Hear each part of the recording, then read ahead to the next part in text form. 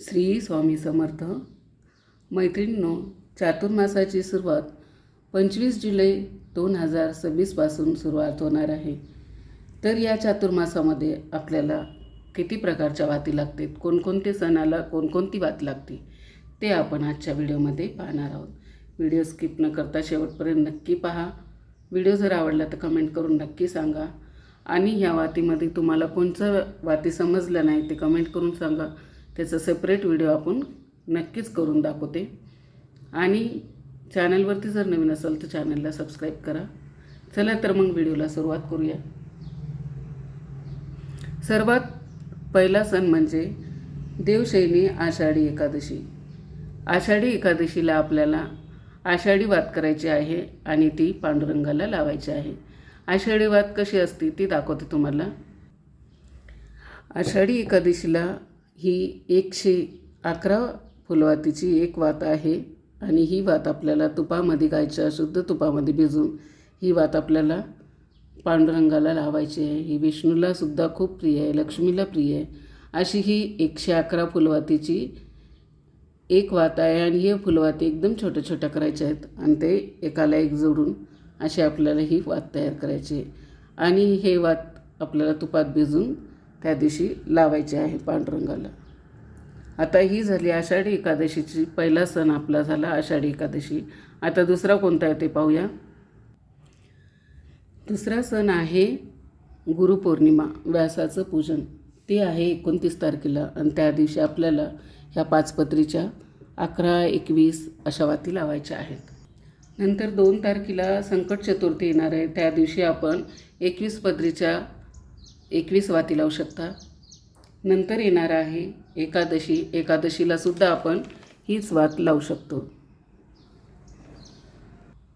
त्यानंतरचा पुढचा सण येणार आहे अमावस्या, दीप अमावस्या, दीपपूजन. ते येणार आहे 12 ऑगस्टला आणि त्या दिवशी आपल्याला या सानावर केलेल्या रगडलेल्या वाती लागणार आहेत.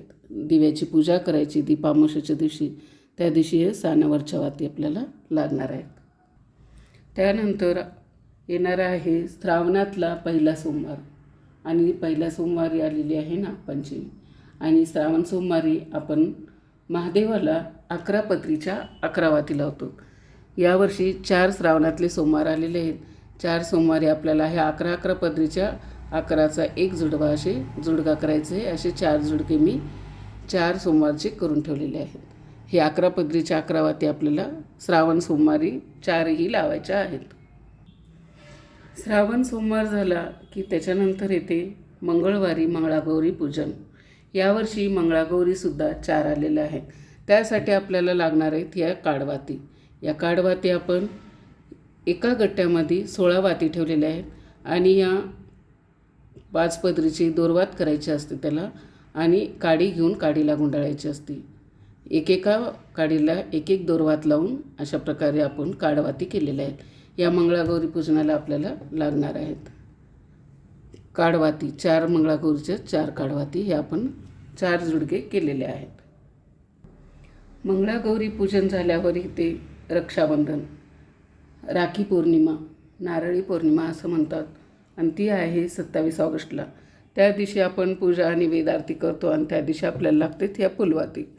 फुलवातीसुद्धा आपण अगोदरच करून ठेवायच्या आहेत. त्यामुळे आपल्याला अवघड जात नाही, सोपं जातं सगळ्या वाती करून ठेवली की. अशा प्रकारे आपण ह्या वाती करून ठेवायच्या आहेत. नारळी पौर्णिमा झाल्यावर येते ते म्हणजे वरदलक्ष्मी व्रत. मग त्या व्रताला आपल्याला वरदलक्ष्मीच्या पूजेला आपल्याला 16 पत्रीच्या 16 अशा वाती लागणार आहेत.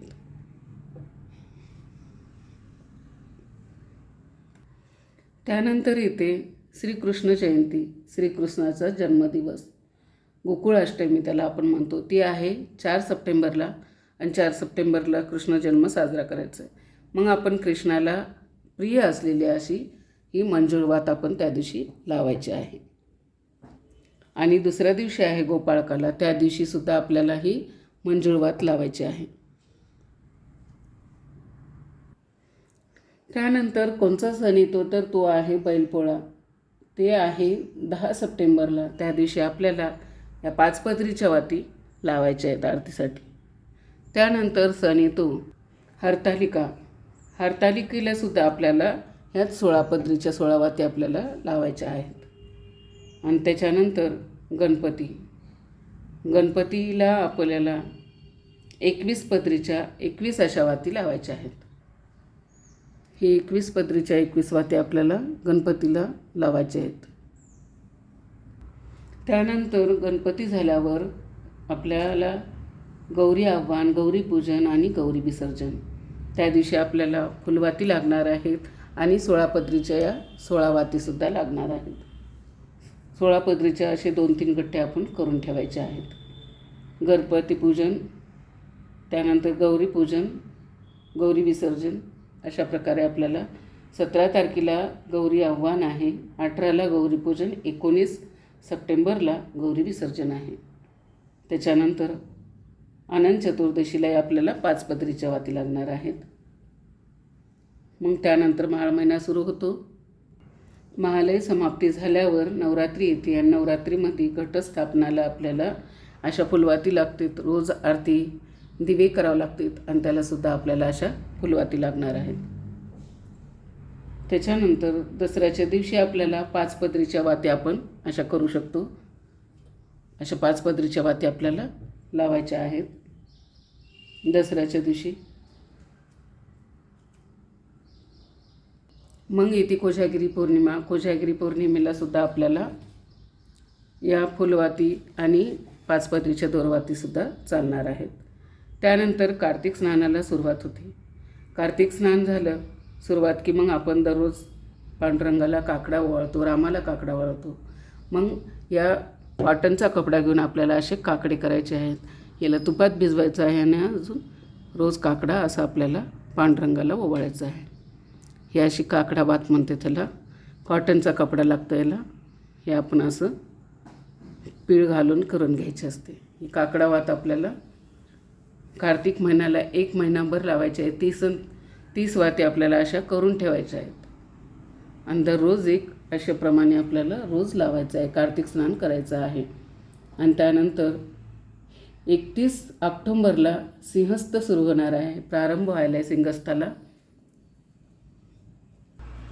पुन्हा येते दिवाळी, नरक चतुर्दशी, भाऊबीज, वसुबारस. सगळ्या दिवशी आपल्याला या फुलवाती आणि या 5 पदरीच्या जास्त वाती करून ठेवायच्या आहेत. या भरपूर लागणार आहेत दिवाळीमध्ये. आणि त्या रगडलेल्यासुद्धा वाती आपल्याला, सानावरच्या अशा वाती आपल्याला भरपूर करायच्या आहेत दिवे लावण्यासाठी. पाडवा, दिवाळी पूर्ण हे 5-6 दिवस आपल्याला भरपूर वाती लागणार आहेत. ते झाल्यावर मग कार्तिक स्नानाला समाप्ती होती. त्रिपुरारी पौर्णिमा येते 24 नोव्हेंबरला आणि त्या दिवशी आपल्याला 33 फुलवातीची अशी गट्टे करून ठेवायचे आहेत. 33 फुलवातीचे. हे 33 फुलवाती आपल्याला देवाला लावायचे आहेत. पुन्हा मग तुळशीला लावायचे, गंगेला लावायचे, असे 3 गट्टे करून ठेवायचे आहेत 33 फुलवातीचे. ही झाली त्रिपुरारी पौर्णिमा. आणि 750सुद्धा वाती आपल्याला त्या दिवशी त्रिपुरारी पौर्णिमेला लावायच्या आहेत. अशा प्रकारे सर्व वाती आत्तापासून करून ठेवा म्हणजे सोपं जातं. खूप मोठं काम होतं आपलं आणि आपल्याला एक कामाची चिंता राहत नाही ही वाती करून ठेवलं की. त्यासाठी मी हा व्हिडिओ टाकलेला आहे. सर्वांनी नक्की वाती करून ठेवा म्हणजे सगळ्यांना सोपं जाईल. कोणची यातली तुम्हाला जर वात समजली नसेल तर मला सांगा कमेंट करून, मी तुम्हाला ती त्याचं सेपरेट व्हिडिओ टाकते. कसं वाटलं व्हिडिओ कमेंटमध्ये नक्की सांगा. चॅनलवरती जर नवीन असाल तर चॅनलला सबस्क्राईब करा. शेवटपर्यंत व्हिडिओ बघितला त्याबद्दल आपल्या सर्वांचे मनापासून आभार. श्री स्वामी समर्थ.